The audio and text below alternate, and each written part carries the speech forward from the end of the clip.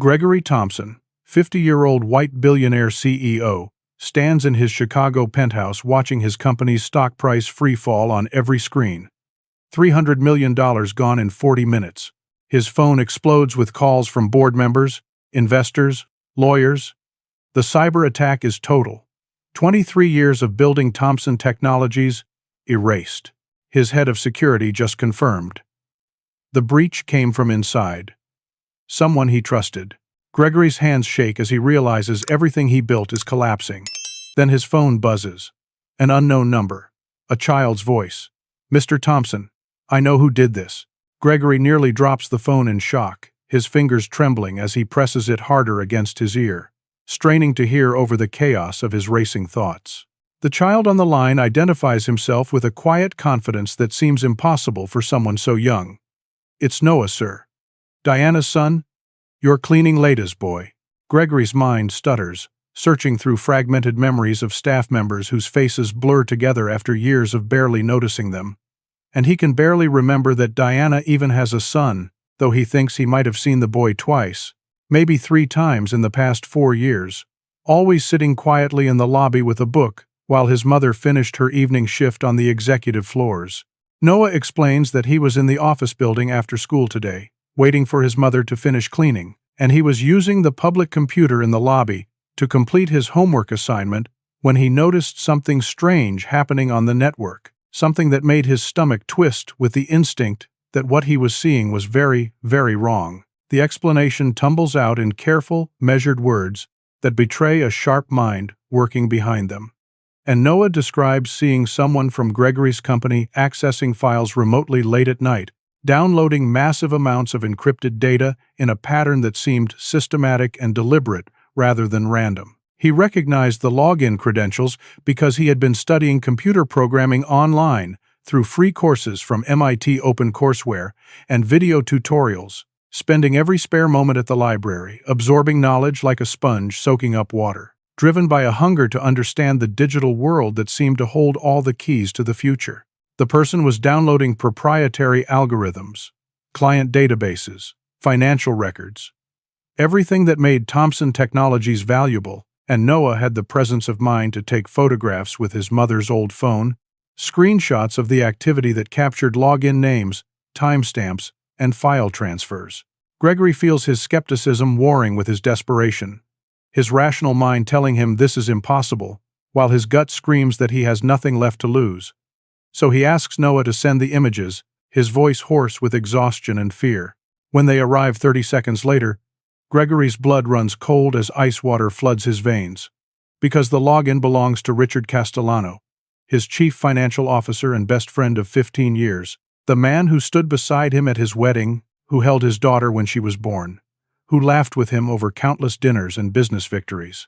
Gregory confronts the reality crashing down around him like buildings collapsing in an earthquake, and he realizes that Richard has been planning this betrayal for months, maybe longer, with the patience of a predator, waiting for the perfect moment to strike. The photographs show systematic theft, spanning back at least 6 months, carefully timed withdrawals of proprietary algorithms that took Gregory's team 3 years to develop, client databases worth millions in potential contracts, financial records that exposed every vulnerability in Thompson Technologies' structure. Richard was not just stealing information for personal gain, he was preparing to destroy Thompson Technologies completely and launch a competing company using everything Gregory had built, leaving nothing but ashes and bankruptcy in his wake. Gregory realizes with dawning horror that the cyber attack is not a random assault by faceless hackers from another country, but a coordinated assassination of his business, timed perfectly to coincide with a board meeting scheduled in 90 minutes, where they will vote on his future as CEO. The pieces fall into place with terrible clarity. Richard orchestrated everything to ensure Gregory would be removed, disgraced, and powerless to stop the theft of his life's work. He needs to act immediately. But law enforcement will take days to investigate. And by then, Richard will have moved all the stolen data beyond reach, and the board will have already voted Gregory out of the company he built from nothing. Marcus rushes down to the lobby to meet Noah and Diana, his heart hammering against his ribs as the elevator descends 42 floors with agonizing slowness. When the doors open, he sees them standing near the security desk. Diana, a thin woman in her late 30s wearing the plain uniform of the cleaning staff, her face creased with worry as she grips the hand of her son.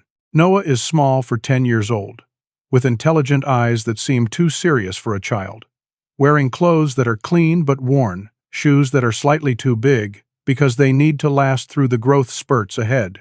Gregory approaches them quickly, already explaining that they need to come upstairs immediately. But security guard Frank, a white man in his 60s with a face like weathered leather and eyes that have seen too many years of enforcing rules without question, steps directly into their path with one hand raised. "Sir, the cleaning crew is not allowed in executive areas during business hours. Company policy," Frank says, his voice flat with the authority of someone who believes rules exist for good reason. Gregory feels frustration exploding in his chest. "Frank, I'm ordering you to let them up. Right now." But Frank hesitates, his gaze moving from Diana to Noah with visible suspicion, his jaw tightening in a way that makes his prejudice clear even without words. "Mr. Thompson, with all due respect, we've got a security breach happening right now. I cannot just let unauthorized individuals into executive areas during a crisis situation like this." The implication hangs in the air like poison gas, that Diana and Noah are somehow potential threats rather than the people trying to help. And Gregory loses his temper completely, his voice rising to a shout that echoes through the marble lobby. "This child just saved my company. This boy has evidence that will stop the real criminal. Move aside now." Frank reluctantly steps back, but his expression shows clear prejudice and resentment, his mouth pressed into a thin line of disapproval. Diana looks mortified, her face flushed with humiliation as she grips Noah's hand even tighter. And Gregory notices the way her shoulders curve inward, as if trying to make herself smaller, invisible, less of a target for judgment. Noah remains calm on the surface, but Gregory catches the subtle clench of the boy's jaw, the way his free hand curls into a small fist at his side, signs of anger and hurt that a 10-year-old should never have to feel just for trying to help. They reach Gregory's office on the 42nd floor. The walls of glass, offering a panoramic view of Chicago, stretching out below them, the city glittering with indifference to the human dramas playing out in its towers. Gregory needs Noah to testify to the board, to show them the evidence that proves Richard's betrayal. But when he explains this plan, Diana's face drains of color and fear floods her eyes. "Mr. Thompson, we cannot do this. Richard Castellano, he is powerful. He has money. He has lawyers. He has connections. We clean offices. If he finds out Noah exposed him, if he comes after us." Her voice trails off, but the terror in her words is absolute. The fear of someone who knows exactly how much power wealthy white men hold over the lives of poor black families, how easily they can destroy someone without consequence. Gregory promises protection, swears he will not let anything happen to them. But even as the words leave his mouth, he can see that Carmen does not believe him, cannot believe him, because she has lived a lifetime of broken promises from people in positions of power. The clock on the wall ticks forward with merciless precision. 75 minutes until the board meeting that will decide everything. Gregory enters the boardroom with Noah and Diana walking slightly behind him, and he immediately senses the hostility in the air like electricity before a storm. 8 board members sit around the massive oak table, their faces ranging from concerned to openly hostile. And Richard Castellano occupies the seat at the far end, looking supremely confident in his expensive Italian suit, his posture relaxed as if he has already won a game that Gregory did not even know they were playing. Board Chairman Douglas Merrick, 65 years old with silver hair and the entitled bearing of old money, immediately raises one hand in objection. "Gregory, this is a closed session. You cannot bring guests into a confidential board meeting." Gregory feels his temper flaring but forces himself to speak calmly. "This 10-year-old boy has evidence that will change everything we think we know about this crisis." Richard's eyes flicker toward Noah and Diana with cold calculation, his expression neutral but something dangerous moving behind his gaze, like a shark circling beneath calm water. Gregory presents Noah's photographs on the main screen, the images filling the wall-sized display with undeniable proof. Richard's login credentials, systematic data theft spanning months, timestamps, proving premeditation and careful planning. The board members lean forward, studying the evidence with varying expressions of shock and concern, and for a moment Gregory feels hope rising in his chest that justice might actually prevail. But Richard stands slowly, his face arranging itself into an expression of hurt betrayal so convincing that Gregory almost doubts his own eyes. "Gregory, I cannot believe you are doing this to me. After 15 years of friendship, of partnership, of building this company together." His voice carries perfect notes of wounded dignity and shocked innocence. He turns to address the board members directly, playing to them like an actor who knows exactly which emotions will land. This is a desperate attempt by a failing CEO to deflect blame for his own inadequate security protocols. The cyber attack happened because Gregory refused to invest in proper digital infrastructure, because he cut corners to maximize profits. And now his empire is collapsing, and he needs a scapegoat. Richard pivots brilliantly, gesturing toward Noah and Diana with theatrical sympathy. "And now he is using a child, the son of our cleaning staff, to manufacture false evidence against me? This is not just desperate, it is morally reprehensible." He looks directly at Noah with eyes that appear kind but carry an edge of threat. "Son, did Mr. Thompson coach you on what to say? Did he tell you what photographs to take? What story to tell? Did he promise your mother money? Or threaten her job if you did not cooperate?" Noah answers quietly but firmly. "No, sir. I saw what I saw. I documented it because it was wrong." Richard shakes his head with apparent sadness. A 10-year-old boy who happens to understand complex network intrusions and data encryption? Who conveniently has screenshots of exactly what Gregory needs to save himself? Ladies and gentlemen, this is clearly orchestrated, clearly fabricated, and we cannot allow our judgment to be clouded by emotional manipulation. Several board members begin nodding, their expressions shifting from uncertainty to agreement, and Gregory feels the ground crumbling beneath his feet. Board member Patricia Henshaw, a white woman of 55 with sharp features and sharper ambitions, speaks up with barely concealed disdain. "Gregory, I have to agree with Richard on this. This entire situation seems far too convenient, too perfectly timed, and frankly, it is inappropriate to involve a child in corporate warfare." She glances at Diana and Noah with the kind of look that reduces people to less than human. "You are asking us to believe that this child, who has no formal training, no resources, whose mother cleans our offices for minimum wage, somehow uncovered a sophisticated corporate crime that our entire IT security department missed? That this boy from—" She pauses, letting the implication hang.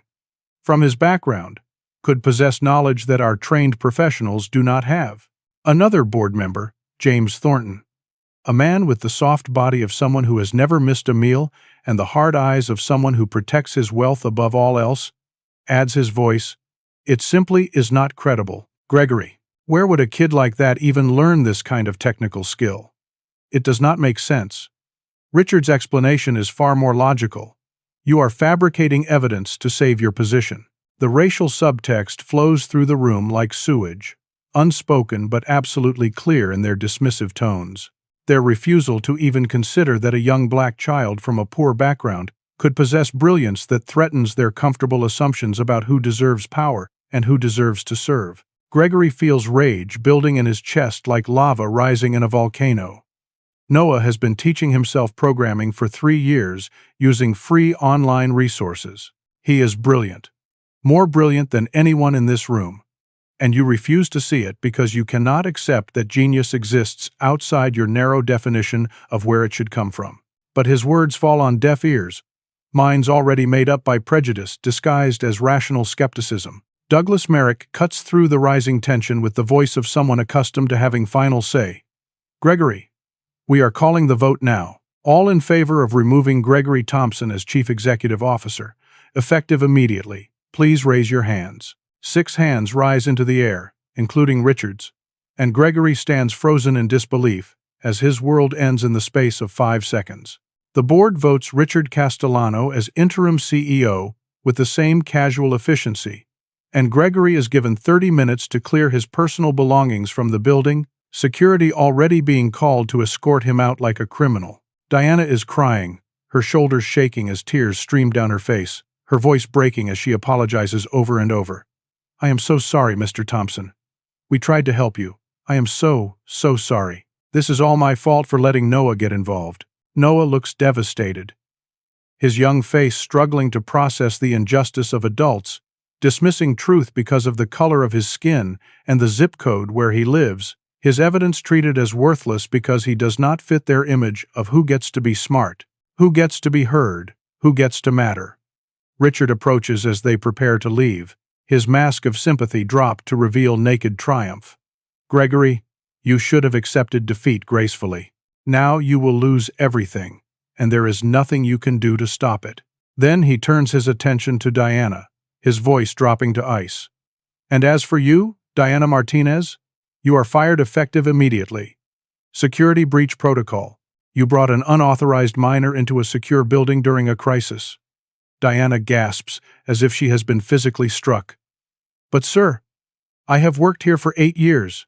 I have never missed a shift. Never caused any problems. Please. I need this job. My son needs.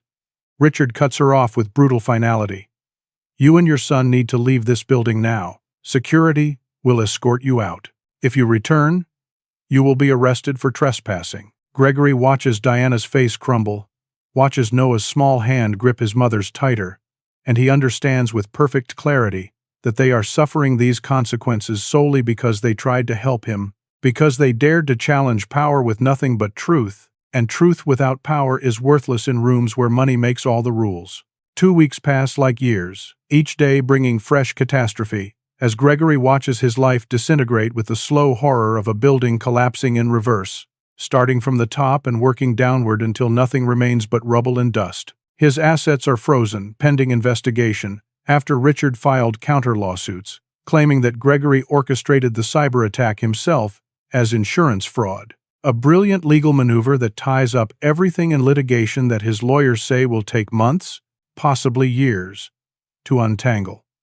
The mansion in Lake Forest, the one with 8 bedrooms and a view of the water where his children grew up, is being foreclosed by the bank, the notices arriving in official envelopes that Gregory can barely bring himself to open. His wife Catherine, elegant and cold in the way that comes from growing up with generational wealth, left him after the first week, packing up their 2 teenage children and moving to her parents' estate in Connecticut without looking back. Her lawyers calls the only communication he receives now. Gregory moves into a modest 1-bedroom apartment in a working-class neighborhood on Chicago's northwest side, the kind of place where sirens wail at night, and the walls are thin enough to hear neighbors arguing in 3 different languages. His phone, which used to ring constantly with calls from associates and friends, and people seeking his opinion on business matters, now sits silent for hours at a time, because former friends have vanished like smoke and wind, and business associates have decided that association with failure might be contagious.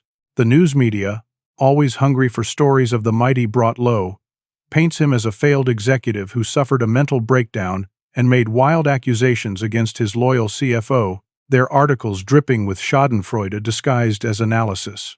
Depression creeps into Gregory's mind like fog rolling in from the lake, heavy and gray and suffocating, making it hard to get out of bed most mornings, hard to see any reason to try when trying has brought nothing but loss. He is at a corner grocery store on a Tuesday afternoon, the kind of small place with cramped aisles and flickering fluorescent lights that make everyone look slightly ill, carefully counting out bills to buy instant ramen noodles with his last $20 when he sees them.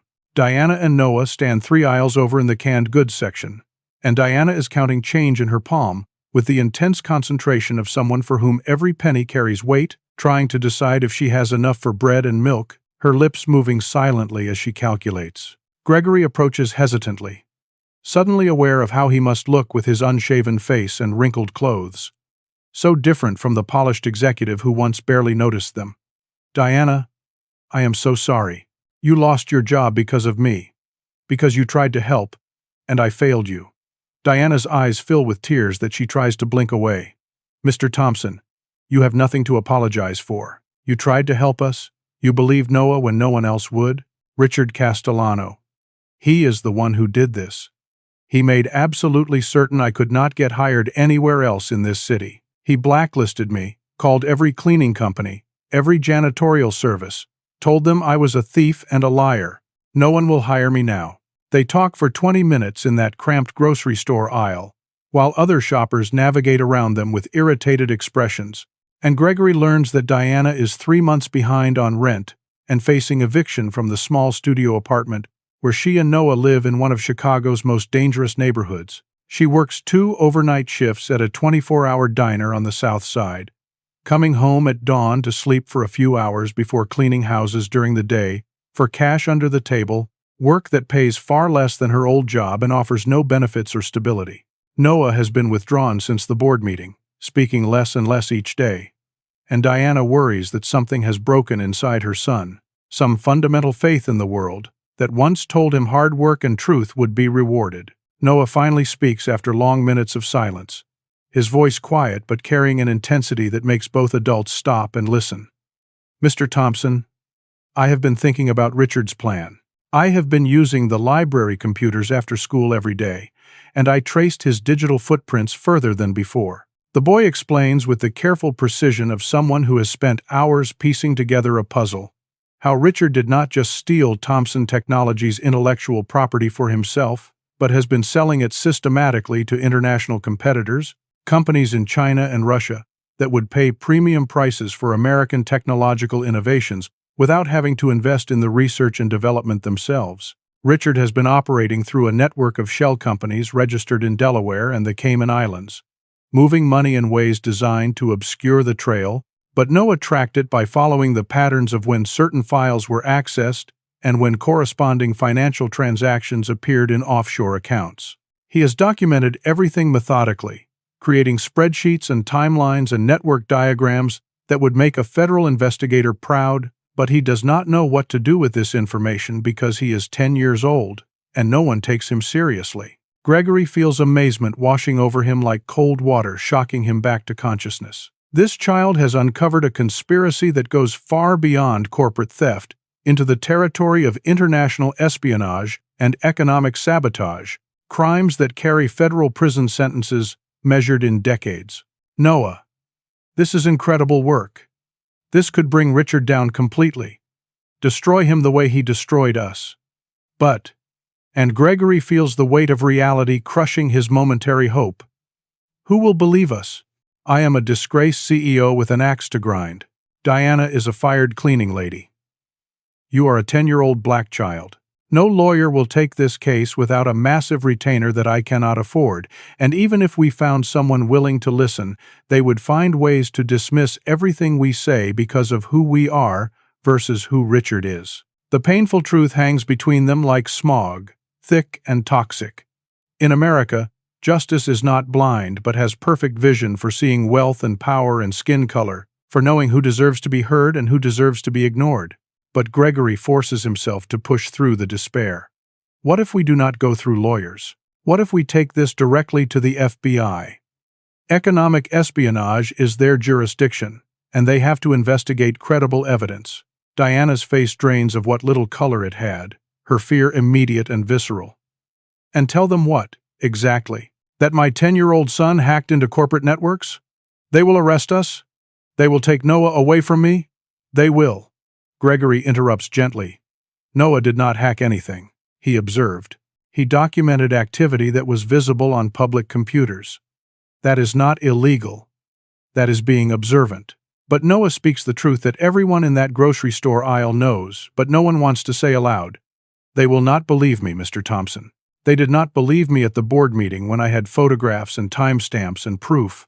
Why would the FBI be any different? I am just a black kid from the South Side, accusing a powerful white billionaire of federal crimes. They will look at me and see. He trails off. But the unspoken words fill the silence with bitter weight. Gregory feels the crushing injustice of systemic prejudice, the way it stacks the deck before the game even begins, but he makes a promise with more conviction than he feels. Then we will make them believe. We will build a case so airtight, so thoroughly documented, that they cannot ignore it. Whatever it takes, however long it takes, we will make them see the truth. Diana looks at him with eyes that have seen too many promises broken, but she nods slowly, and Noah's expression shifts from despair to something that might be hope, fragile and uncertain but alive. Gregory, Diana, and Noah become an unlikely team, bound together by shared loss and shared determination. Meeting every afternoon at the Chicago Public Library's main branch downtown, a massive building with soaring ceilings and the smell of old paper and possibility. Marcus teaches Noah how to properly document evidence using the legal standards he learned from 23 years of corporate litigation. Timestamps with precision, down to the second, source documentation for every claim, maintaining clear chain of custody for all physical evidence. Noah shows Gregory the full extent of Richard's criminal network with the enthusiasm of someone finally being taken seriously, pulling up spreadsheets on the libraries, computers that map out shell companies like a spider's web, Phoenix Capital Holdings in Delaware, Meridian Consulting Group in the Cayman Islands, and 24 other entities that exist only on paper but serve to launder stolen technology and hide illegal profits. Gregory uses his remaining business connections, the few people who still answer his calls, to access old financial records from Thompson Technologies, and he finds patterns of irregularities going back 3 full years. Small transfers that seemed insignificant at the time, but now form a clear picture of systematic theft. Diana contributes observations that seem small but prove crucial. Memories of Richard having late-night meetings with foreign businessmen who spoke Mandarin and Russian, conversations she overheard, while emptying trash bins and cleaning conference rooms, fragments of dialogue that make terrible sense when assembled with the other evidence. Together they compile a dossier that runs to 347 pages, complete with financial records, screenshots, witness testimony, and a timeline that shows exactly how Richard Castellano transformed from trusted CFO to international criminal. They take their evidence to the FBI field office in downtown Chicago on a cold October morning, the kind of day when wind whips off the lake and cuts through clothing like knives. The receptionist at the front desk, a white woman in her late 40s with thin lips and suspicious eyes, looks at the three of them with barely concealed disdain. "Do you have an appointment?" Gregory tries to maintain his composure despite feeling like a beggar pleading for scraps. "This is urgent. We have evidence of international corporate espionage involving stolen American technology being sold to foreign adversaries." The receptionist's expression hardens into something close to contempt. "Sir, we do not take walk-in tips from the general public. You can file a report through our online portal, and someone will review it within 6 to 8 weeks. Gregory feels frustration boiling over. "I am Gregory Thompson, former CEO of Thompson Technologies. This is a major case involving national security implications." But the receptionist's face shows that she knows exactly who he is, and that knowledge makes her less sympathetic rather than more.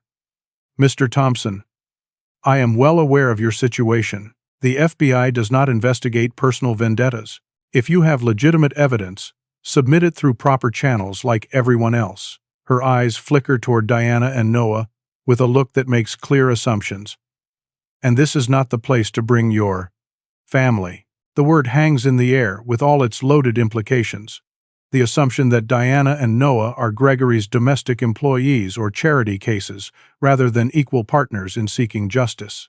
Diana grips Noah's shoulder protectively, her jaw tight with humiliation that she tries not to show in front of her son. They leave the FBI building without accomplishing anything, the automatic doors closing behind them with the finality of gates swinging shut. Frustrated and increasingly desperate, Gregory contacts David Chen, an old friend from college who now works in the Justice Department's Criminal Division in Washington, D.C.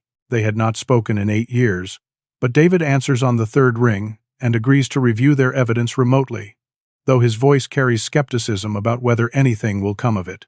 Gregory emails the entire dossier that evening, 347 pages compressed into multiple PDF files, and then waits 3 days that feel like 3 years, checking his phone every 15 minutes for a response that does not come. When David finally calls back, his voice carries excitement that Gregory has not heard from anyone in months. "Gregory, this is real. This is bigger than corporate theft, or even economic espionage. If Richard Castellano is systematically selling classified technology to Chinese and Russian companies, some of which have direct ties to their intelligence services, this becomes a matter of national security at the highest level. I am talking about potential charges under the Espionage Act." He pauses, and Gregory can hear papers rustling in the background. I am arranging a meeting with FBI Special Agent Jennifer Morrison. She specializes in white-collar crime with national security implications, and she is good at her job. I cannot promise anything, but I will make sure she takes this seriously. They schedule the meeting for the following Monday at the FBI field office, same building they were turned away from days before, but this time with an appointment and an agent expecting them. Gregory feels hope stirring in his chest for the first time in weeks, fragile as a candle flame but warm against the darkness. The night before the FBI meeting, Diana calls Gregory at 11:45, her voice shaking with terror that transmits through the phone like electric current. "Mr. Thompson, someone broke into our apartment.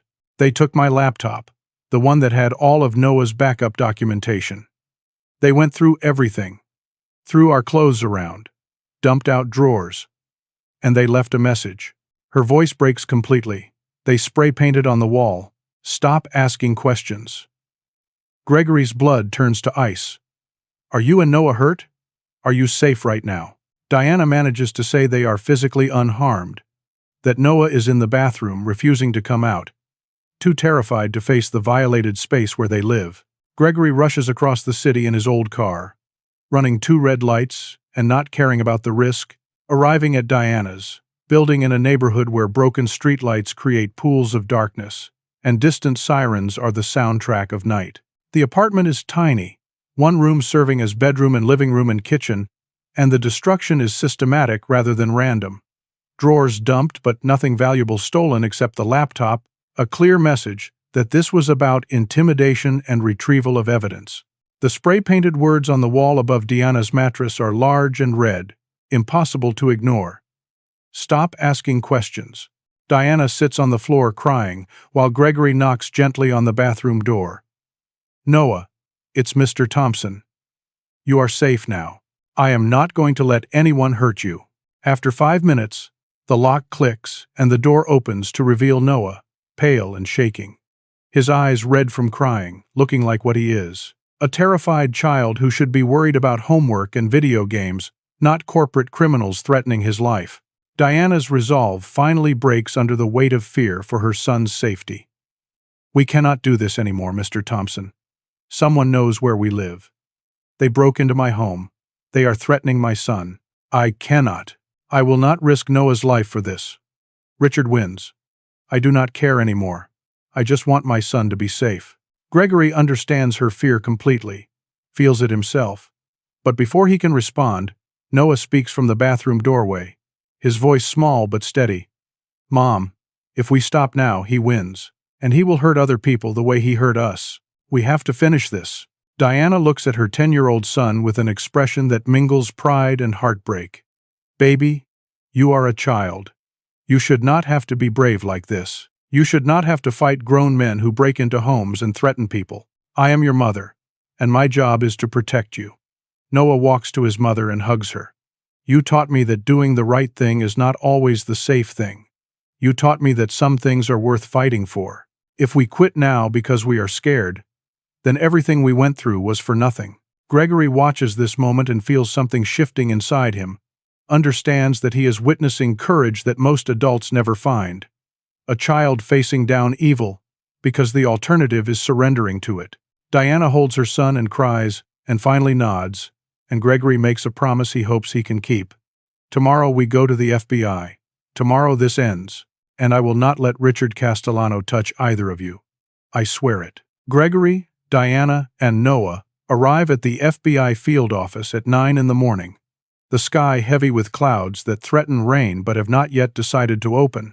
Special Agent Jennifer Morrison meets them in the lobby, a black woman of 42 with intelligent eyes and the bearing of someone who earned her position through excellence rather than connections, accompanied by Agent Thomas Bradford, a white man of 55 with a skeptical expression that seems permanently etched into his face. Morrison greets them professionally, shaking each person's hand, including Noah's, treating him with the same respect she shows the adults. They are escorted to a conference room on the 3rd floor, a space with gray walls and fluorescent lighting that makes everyone look slightly unwell, and Morrison gestures for them to sit around the table. Gregory presents their dossier, the 347 pages of evidence compiled over weeks of obsessive work. And Morrison reviews it carefully, asking detailed questions about sources and methodology, while Bradford leans back in his chair with arms crossed. Noah explains the technical aspects of what he observed, describing network protocols and data transfer patterns and encryption methods with the casual expertise of someone who has studied these things for years rather than months. And Morrison nods along, clearly understanding and appreciating the sophistication of his analysis. Bradford interrupts, with a tone that carries condescension like a disease.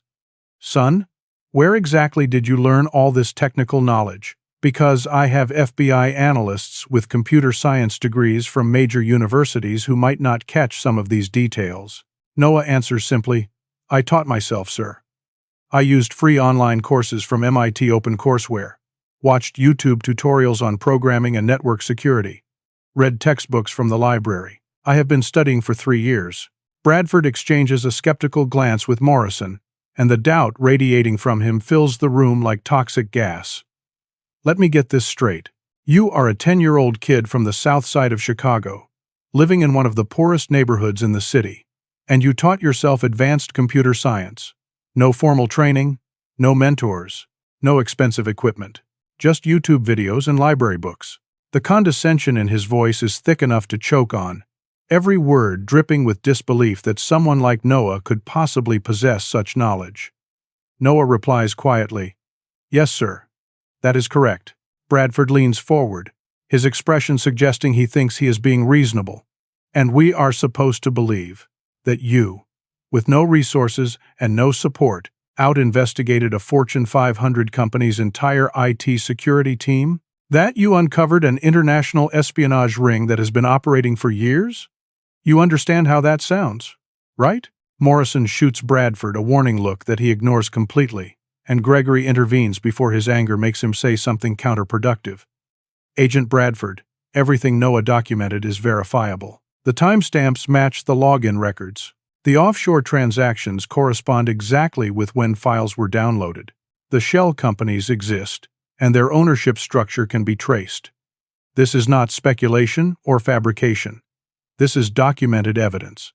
But Bradford is not finished, his skepticism morphing into something uglier. "Mr. Thompson, you are a disgraced executive with every reason to want revenge against your former CFO. You bring in this kid as your what? Your prop? Your sympathy card? Look at us.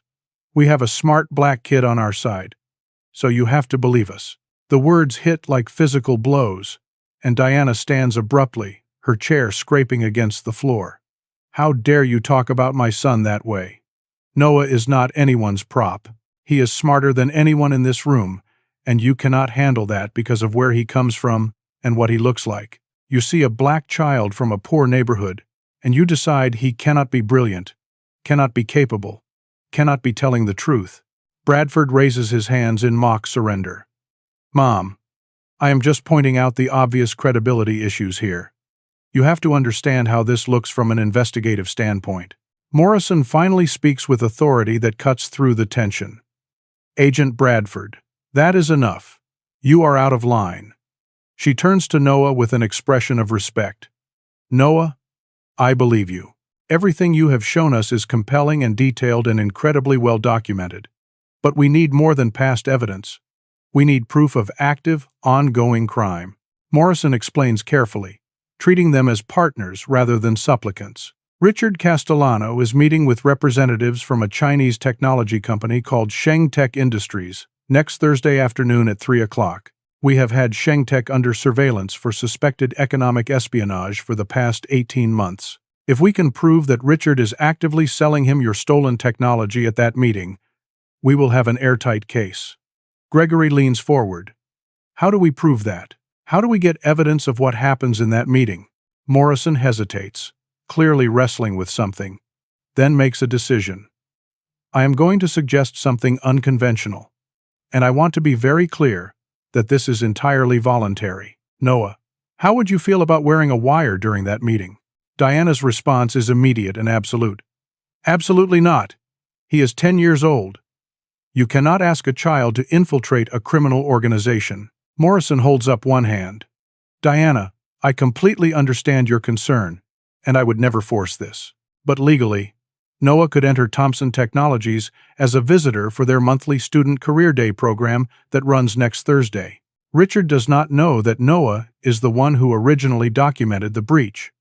As far as Richard is aware, Noah is just Diana's son who happened to be in the building that day. He would have no reason to suspect Noah of working with us. Gregory feels sick at the thought. You are asking a child to go undercover against a man who has already threatened his family, who broke into their home. This is dangerous. Morrison's expression shows that she knows exactly how dangerous this is.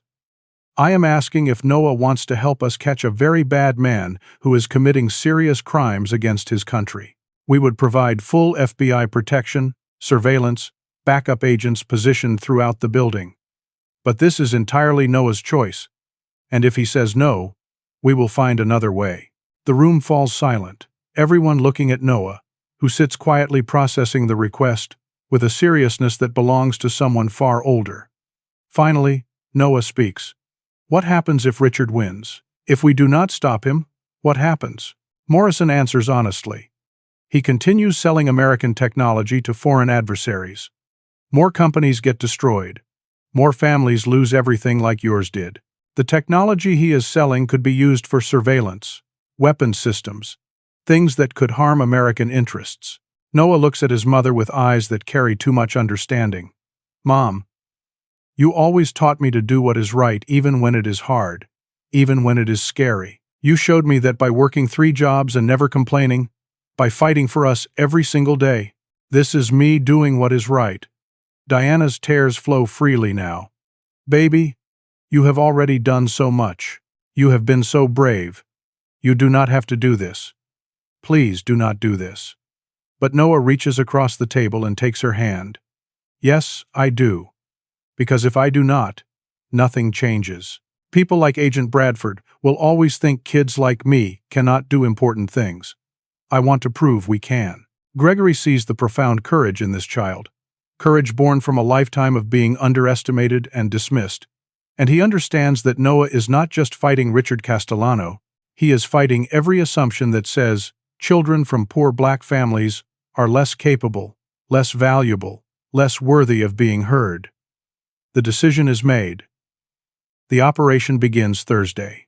The FBI spends 3 days preparing Noah for what might be the most important and dangerous hours of his young life. Agent Morrison fits him with a microtransmitter no larger than a button, hidden inside the lining of his backpack so that even a thorough search would likely miss it.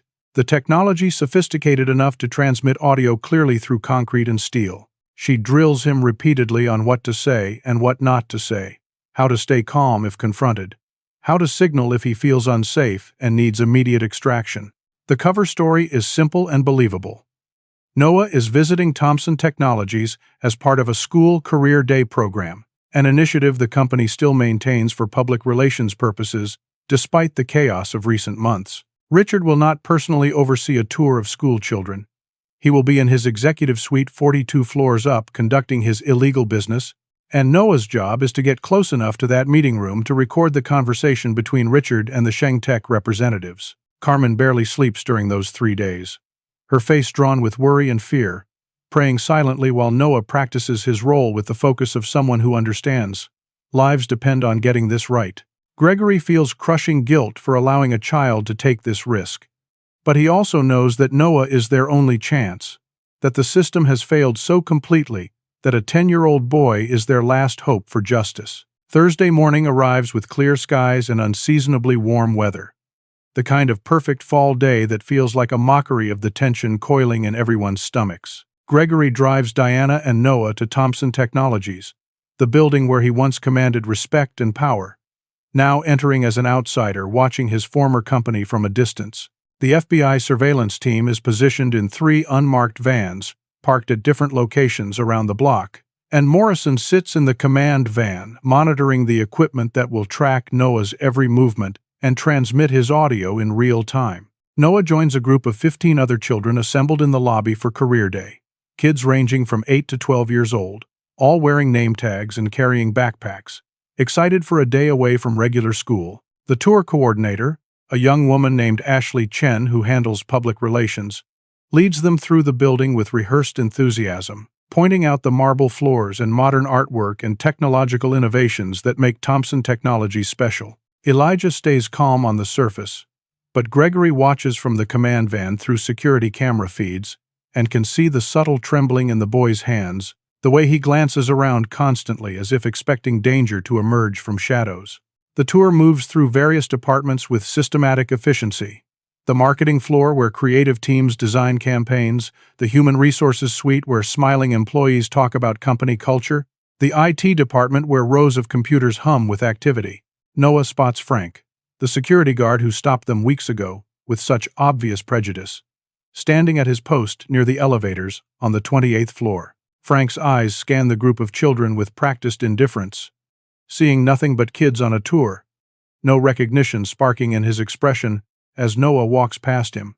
The moment of truth arrives when the tour route takes them past the executive floor on 42, and Morrison's voice comes through the earpiece that Gregory wears in the command van.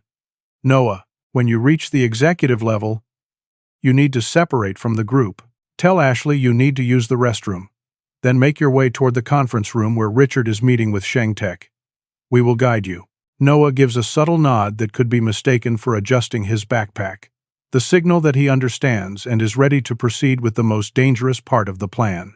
The tour reaches the 42nd floor, and Ashley gestures broadly at the sleek executive suites with their glass walls and expensive furniture. This is where our senior leadership works to guide the company's vision and strategy.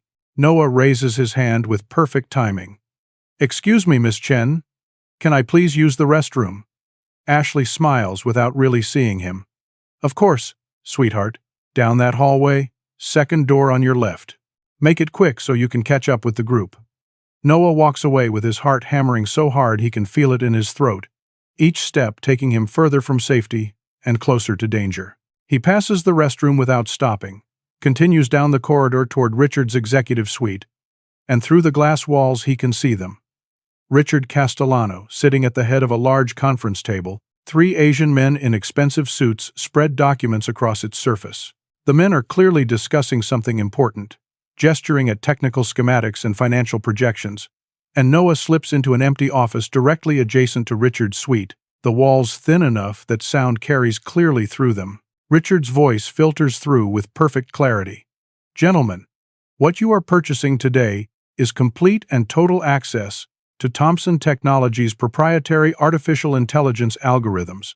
These systems represent 3 years of development by some of America's best engineers, worth approximately $200 million in research investment. I am offering exclusive rights to ShengTech Industries for $50 million. One of the Chinese representatives speaks with a heavy accent but clear English. Mr. Castellano, our government is very interested in this technology for applications in facial recognition and predictive behavioral analysis. But we need absolute assurance that this transaction cannot be traced back to Chinese interests. The diplomatic complications would be significant. Richard's voice carries supreme confidence. The beauty of this arrangement is that Gregory Thompson is already disgraced and discredited. Even if someone eventually discovers the technology theft, he will be blamed. He is the perfect scapegoat, a failed CEO desperate enough to sell his own company's secrets. Meanwhile, you will have cutting-edge AI technology that would take your teams 5 years to develop independently. The evidence Morrison needs is being recorded perfectly. Every word captured by Noah's transmitter. Enough to send Richard to federal prison for decades. But then Ashley's voice echoes in the hallway, worried and searching. Noah? Noah? Where are you? The tour is moving on, honey. We need to find you. Noah freezes in the empty office, his breath coming fast and shallow as footsteps approach his hiding place. The door opens and Ashley appears, her expression shifting from concern to confusion. Noah, what are you doing in here? This is not the restroom. Come on. We really need to rejoin the group right now. She reaches for his arm to lead him away, and at that exact moment Frank the security guard rounds the corner, his radio crackling with routine check-ins. Frank sees Noah standing in the empty office, sees Ashley looking flustered, and something clicks in his memory. He looks at Noah more closely, recognition dawning across his weathered face. Wait a minute. I know you. You are Diana's kid. You were here with Mr. Thompson during the security breach. Frank's hand moves to his radio, suspicion blooming like poison. Mr. Castellano, we have a situation on the executive floor.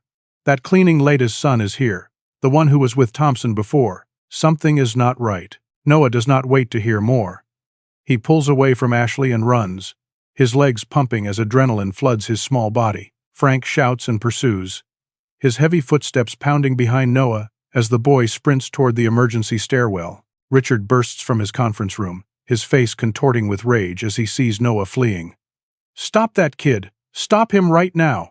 The Sheng Tech representatives look alarmed and confused, gathering their documents with urgent movements, clearly understanding that something has gone very wrong with their illegal transaction. Noah hits the stairwell door at full speed, slamming through it with his shoulder, and immediately starts descending the stairs 2 at a time, his backpack bouncing against his spine. Richard is right behind him, moving faster than a 50-year-old man should be able to move, driven by rage and panic and the understanding that everything is falling apart. You little spy, what did you hear? What did you record? Richard's voice echoes in the concrete stairwell, bouncing off walls and amplifying his fury. In the command van, Morrison watches the security camera feeds, showing Noah's desperate flight, and barks orders into her radio. All units move in immediately. Target is aware and potentially dangerous. We need agents on those stairs now. But FBI agents are positioned on the ground floor and in the parking garage, 12 floors below where Noah runs for his life. And even sprinting up the stairs, they will need 3 or 4 minutes to reach him. Noah's legs burn and his lungs ache, but he keeps moving, the numbers on the stairwell doors blurring past.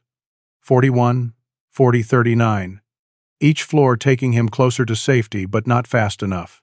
Richard is gaining ground, his longer legs covering more distance with each stride. And Noah can hear the man's labored breathing, getting closer and closer. On the 38th floor landing, Richard lunges forward and grabs Noah's backpack, yanking it hard enough to jerk the boy backward. Noah slips his arms out of the straps instinctively, leaving Richard holding the backpack while Noah keeps running. Lighter now, but also stripped of the transmitter that has been recording everything. Richard tears the backpack open with savage movements, finds the micro-transmitter hidden in the lining, and his face goes white with understanding, followed immediately by deep red rage. FBI! You're working with the FBI. You're wearing a wire. His voice is a roar that fills the stairwell, and he hurls the transmitter against the concrete wall where it shatters into useless pieces. In the command van, Morrison loses the audio feed, her screen going silent, and she feels her stomach drop. We're blind! Bradford, get to that stairwell now. Thompson, stay in the van. But Gregory is already moving, throwing open the van door and sprinting toward the building entrance, no longer caring about protocols or instructions, thinking only that a child is in danger because adults failed to protect him. Noah keeps descending without the backpack, his legs screaming with exhaustion. But Richard has stopped chasing him. The boy realizes with growing horror that Richard has turned back, running upward toward his office. And Noah understands immediately. Richard is destroying evidence, wiping computer hard drives, shredding documents, eliminating any proof of his crimes before the FBI can secure it. Noah bursts through a door on the 35th floor into a regular office area where workers sit in cubicles and tap at keyboards, and they stare in shock at this small boy gasping for breath, his face pale with terror. Diana somehow appears, having forced her way past lobby security when she heard through Gregory's relayed information that something had gone wrong, a mother's instinct overriding all barriers and rules. Noah! Baby! She runs to him and pulls him into her arms, holding him so tightly he can barely breathe, her whole body shaking with relief and residual fear. Gregory arrives seconds later with Agent Morrison and 4 FBI agents in tactical gear, all of them converging on the 35th floor like a storm system moving inland. Morrison immediately radios her team, positioned on the 42nd floor. Secure Richard Castellano's office immediately. He is attempting to destroy evidence. Use whatever force is necessary, but get that evidence secured. FBI agents swarm up the remaining stairs and elevators, moving with practiced efficiency toward the executive suite, where Richard frantically works to erase his crimes. They find Richard in his office attempting to shred documents, while his computer runs a military-grade data wipe program. his hands moving frantically between the paper shredder and the keyboard, sweat pouring down his face. Agent Morrison enters with her weapon drawn and her badge held high. "Richard Castellano, you are under arrest for espionage, wire fraud, theft of trade secrets, and conspiracy to commit economic sabotage against the United States." Richard laughs, a sound with no humor in it, brittle and desperate. "You have nothing. That kid's testimony? Inadmissible. He was trespassing. Illegal recording. My lawyers will tear this case apart in 10 minutes. You cannot prove anything." But Morrison smiles with the confidence of someone who has played this game before and won. "We do not need Noah's recording, Richard. The moment you confirmed he was wearing a wire, the moment you chased a 10-year-old child through your building while shouting about recordings, you demonstrated consciousness of guilt. And while you were busy destroying evidence in your office, my digital forensics team was accessing your computer systems remotely. We have copies of everything. The financial transfers, the communications with Shengtech, the complete record of your theft. It is over." Richard's face crumbles as understanding hits him like a physical blow, his shoulders sagging as the fight drains out of him. FBI agents handcuff him efficiently, reading his rights in monotone voices while he stares at nothing. And the Shengtech representatives are also being detained by other agents, their diplomatic immunity not extending to active participation in espionage. Federal agents move through the office, seizing servers, copying hard drives, photographing documents, building the kind of comprehensive case that leaves no room for reasonable doubt. Gregory watches Richard being led away in handcuffs and feels no satisfaction. Only exhaustion and a strange emptiness where his rage used to live. But Richard stops in the doorway, looks back at Gregory with pure hatred distilled to its essence. "You think this changes anything?" The board knew. Gregory, Merrick, Henshaw, Thornton. They all knew about my plans. I offered them $20 million each to vote you out and support my takeover. They have been complicit from the very beginning. They took my money and helped me destroy you. Gregory feels shock like electricity. What? Richard sneers with the cruelty of someone who has nothing left to lose. Why do you think they voted you out so quickly? Why do you think they dismissed that kid's evidence without even considering it? They were paid to ensure my plan succeeded. You never had a chance. Morrison immediately pulls out her phone and speaks rapidly to someone at FBI headquarters. We need immediate warrants for Douglas Merrick, Patricia Henshaw, and James Thornton.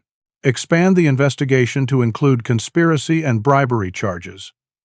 I want their bank records subpoenaed within the hour. The conspiracy spreads wider with every passing minute, reaching into corners Gregory had not imagined, and he realizes that the corruption went deeper than one man's betrayal. Half the board of directors had sold their integrity for money, had participated in the destruction of everything Gregory built, and would have succeeded completely if not for a 10-year-old black boy who refused to accept injustice as inevitable. Noah sits on a chair in the hallway with Diana's arms around him, looking small and exhausted and impossibly brave, and Agent Morrison crouches down to his eye level. Noah, you did something incredibly courageous today. You helped us stop bad people from doing serious harm to your country. I want you to know that. Bradford approaches, looking uncomfortable and ashamed. Kid, I owe you an apology. I was wrong about you. You are one of the smartest, bravest people I have ever worked with, regardless of age. I am sorry for doubting you. Noah looks at him for a long moment, then nods acceptance with a maturity that makes Bradford flinch with recognition of his own prejudice. The building buzzes with FBI activity for hours, agents and forensic specialists turning the executive floor into an evidence processing center, and Gregory stands at the window watching Chicago spread out below him, this city that has given him everything and taken it all away, and wonders what comes next when justice is served, but the damage remains. 3 months pass in a blur of legal proceedings and media coverage, the story of a disgraced billionaire and a 10-year-old genius dominating news cycles across the country. Richard Castellano, Douglas Merrick, Patricia Henshaw, and James Thornton stand trial in federal district court in downtown Chicago, charged with espionage, conspiracy to commit fraud, bribery, theft of trade secrets, and a dozen other crimes carrying combined sentences that could reach into centuries. The courtroom is packed every single day. National media outlets fighting for seats while cameras line up outside to capture defendants arriving in suits that cost more than most people earn in a year, their faces carefully neutral, masks hiding the fear underneath.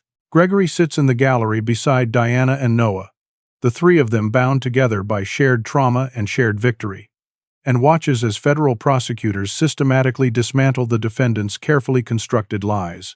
Noah is called to testify on the fourth day of the trial, walking to the witness stand in clothes that Diana bought specially for this occasion, a button-down shirt and dress pants that make him look even younger and smaller than his 10 years, which is exactly the effect the prosecution wants. The defense attorney for Richard Castellano, a man named Harold Winston, who charges $800 per hour and earned his reputation, destroying witnesses on cross-examination, approaches Noah with the smile of a predator circling wounded prey. Noah, isn't it true that Mr. Thompson paid your family substantial amounts of money to fabricate this evidence against my client? Noah answers calmly, his voice clear despite obvious nervousness. No, sir. Mr. Thompson has no money. He lost everything when your client destroyed his company. Winston presses harder. But you expect this jury to believe that you, without any assistance, uncovered a multi-million-dollar criminal conspiracy? That seems quite convenient, doesn't it? Noah looks directly at the jury. I saw wrong being done, and I documented it. That is not convenient. That is just what happened. Winston changes tactics, his voice taking on a tone of false sympathy. Noah, let's talk about your background for a moment. You live in Englewood, correct? One of Chicago's most dangerous neighborhoods with some of the highest crime rates in the country. Noah responds simply, yes, sir. Winston continues building his narrative. Your mother is a cleaning lady. Your father is not present in your life. You attend an underfunded public school where most students perform below grade level. Would it be fair to say you have had a difficult upbringing? Federal prosecutor Sandra Chen objects immediately, her voice sharp with anger. Your Honor, counsel is attempting to prejudice the jury against a child witness based on socioeconomic status. This is completely inappropriate. But before Judge Maria Rodriguez can rule, Noah speaks, his words cutting through the courtroom with unexpected power.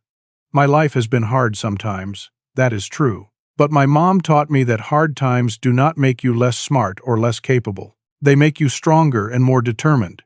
You keep asking how I learned all this technical knowledge, like it is some kind of mystery. I learned it because I wanted to. I learned it because no one was going to hand me opportunities, so I had to create my own. I spent every afternoon at the public library while my mom worked multiple jobs to keep us housed and fed. I studied computer science and programming while other kids played games. And when I saw Mr. Castellano stealing information and destroying Mr. Thompson's company, I knew it was wrong. That is not complicated to understand. The courtroom falls completely silent, jurors leaning forward in their seats, and Noah continues with a conviction that seems to come from somewhere deep inside him. Mr. Castellano, and these other people sitting over there, they think they are smarter than everyone else. They think they can get away with anything because they have money and power and connections. But they made one critical mistake. They underestimated me because of where I come from and what I look like. And that mistake is why they are sitting in this courtroom right now facing prison.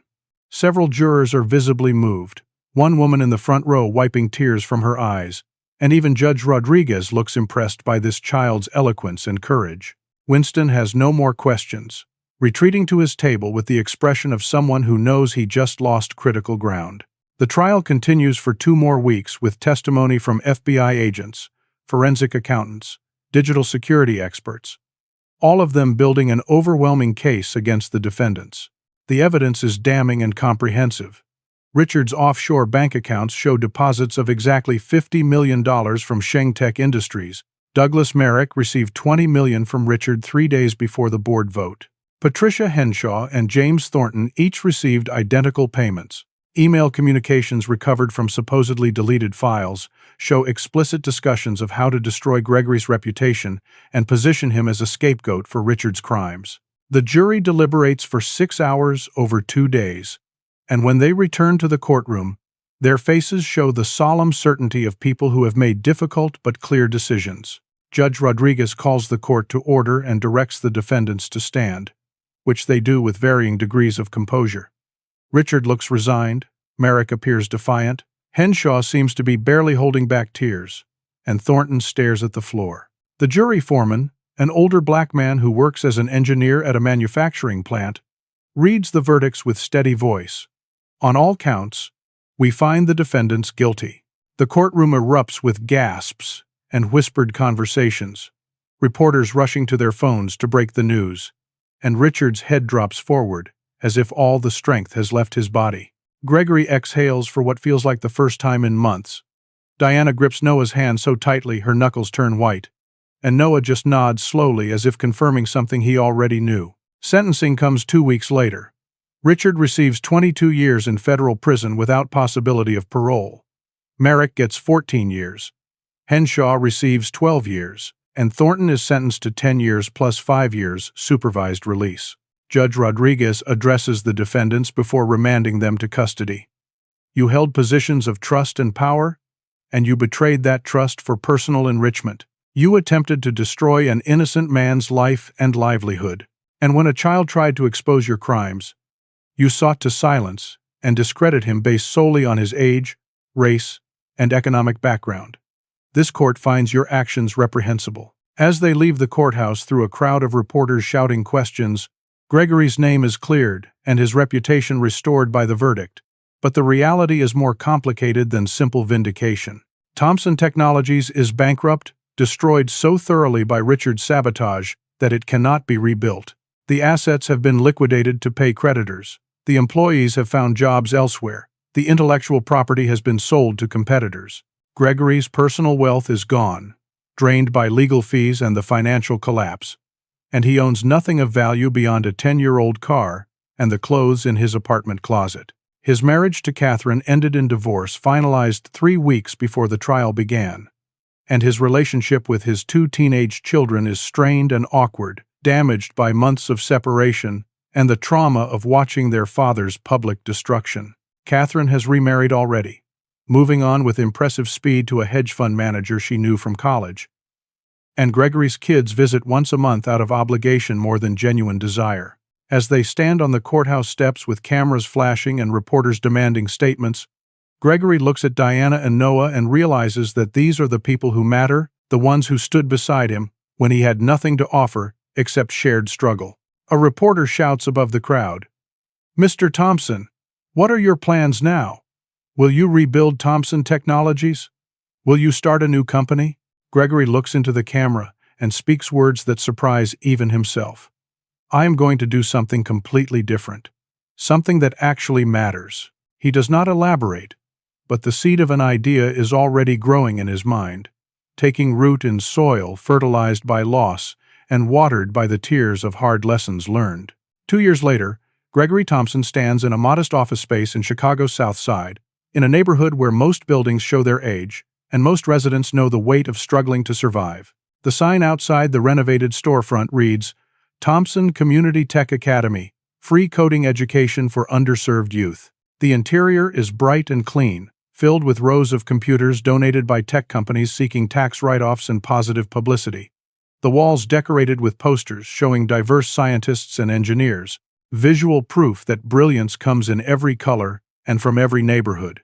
Diana Martinez serves as the Academy's operations director, managing enrollment and coordinating with schools and community organizations, wearing professional clothes and carrying herself with confidence earned through proving her worth every single day. She makes a decent salary now, enough to move her and Noah into a safe apartment in a better neighborhood, enough to stop working 3 jobs and actually sleep through the night. Noah, now 12 years old and taller but still with those serious, intelligent eyes, teaches introductory programming classes to younger students, 3 afternoons each week, breaking down complex concepts with the patience of someone who remembers being frustrated and confused when he first started learning. He has been accepted to Massachusetts Institute of Technology's early admission program with a full scholarship covering tuition, room, board, and expenses, one of the youngest students ever admitted, though he will not start for another 2 years because MIT wants him to complete more social development first. Gregory never rebuilt his billion-dollar empire and never tried, because somewhere during the long fall from wealth and power, he discovered that empires built on money tend to crumble into dust, while things built on purpose tend to last. He used the settlement money from lawsuits against the defendants, several $1 million after the lawyers took their share, to create the academy, pouring everything into building something that might actually change lives instead of just making him richer. The school has 38 students now, kids from neighborhoods that most wealthy people drive through without stopping, children from families where education often takes a back seat to survival. 2 students have already launched successful apps that generate modest income. One created a scheduling program that local businesses pay to use, and another is working with NASA on a youth initiative to design software for analyzing satellite data. Agent Jennifer Morrison visits sometimes to give guest lectures on cybersecurity and ethical hacking, telling the students that some of them might grow up to work for the FBI, protecting America's digital infrastructure. Even Agent Thomas Bradford came once, uncomfortable and apologetic, to donate 10 computers and to tell the students, especially the black and brown ones, that he was sorry for all the times he underestimated people because of where they came from, that he is working to be better. Though he knows apologies do not erase damage already done. Gregory lives in a small 2-bedroom apartment above the academy, the rent-free because he owns the building, and he drives a 10-year-old Honda Civic that burns oil and needs a new transmission but still runs well enough to get him where he needs to go. He eats dinner with Diana and Noah twice a week, usually simple meals cooked in his apartment or theirs, and they have become the family he chose rather than the family genetics gave him. His relationship with Catherine is cordial but distant. Occasional emails about their children's schedules and school events. The love they once shared now feeling like something from another lifetime entirely. His daughter Emily and son Marcus Jr. visit once or twice a month, the visits growing longer and more comfortable as they see that their father is genuinely happy living this smaller, quieter life, that he has found something more valuable than money. Gregory is 52 years old now, more gray than brown in his hair, lines around his eyes from stress and crying, and eventually laughing again. He is not a billionaire, not powerful in the way he once was, not famous beyond a story that made headlines for a few months before fading into the archive of yesterday's news. But he is happy in a way he never was when he had everything, because he has learned the difference between success and significance. The Academy's main hallway displays a large framed photograph on the wall, impossible to miss when you enter the building.